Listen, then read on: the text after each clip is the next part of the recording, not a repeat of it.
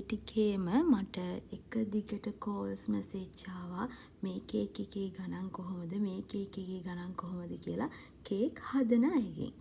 ඉතින් මට හිතුණා මුලින්ම ඔයාලට බටර් කේක් එකට යන ඇත්තටම කොස්ට් එක කොච්චරක් යනවද කියලා ඔයාලට ඇත්තටම දන්නේ නැති නිසානේ අහන්නේ.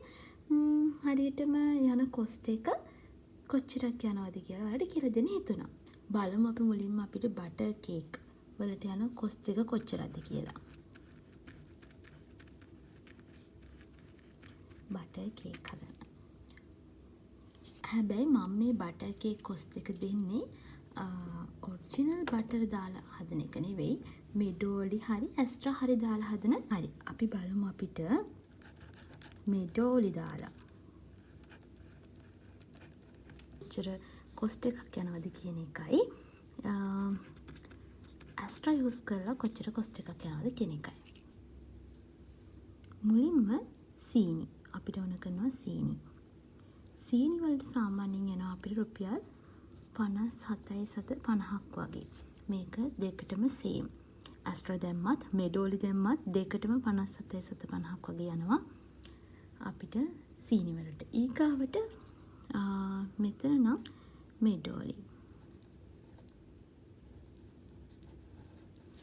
එතන ඇස්ට්‍රා පාවිච්චි කරනවා නම්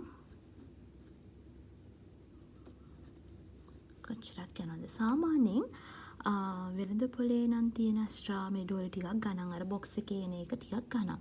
හැබැයි ඔයාලට ගන්න පුළුවන් කේක් බඩු කඩවල් වලින් ඇස්ට්‍රා මෙඩෝලි ලූස් වශයෙන්. ඒ කියන්නේ කිලෝ 5 එන එක යාලා ලූස් වශයෙන් කඩලා දෙනවා. එතකොට මෙඩෝලි අපිට ගන්න පුළුවන් රුපියල් 290කට වගේ මුදලකට ගන්න පුළුවන්. ඇස්ට්‍රා ගන්න පුළුවන් අපිට 340කට වගේ මුදලකට ගන්න පුළුවන්. මෙතන ඊළඟට අපිට ඕන බිත්තර. බිත්තර මම මෙතන දාලා තියෙන්නේ නම් දාන්නේ නම් මේ අද එන රේට් එක. අද සාමාන්‍යයෙන් බිත්තරයක් රුපියල් 30ක් වගේ වෙන්නේ. එතකොට අදට යන ගාන තමයි මේක. සාමාන්‍යයෙන් මේ ප්‍රයිස් ලිස්ට් එක සාමාන්‍යයෙන් වෙනස් වෙනවා.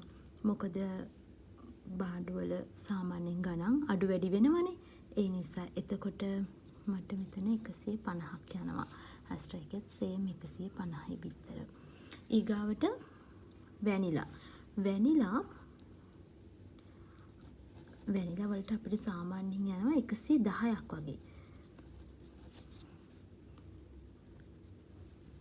ඊගාවට අපිට යනවා කේක් පිටි. ගොඩක් අය මේකට පාන් පිටි පාවිච්චි කරනවා. ඒනට හරි කේක් එකක සොෆ්ට් එක ගන්න නම් කේක් පිටි පාවිච්චි කරන්න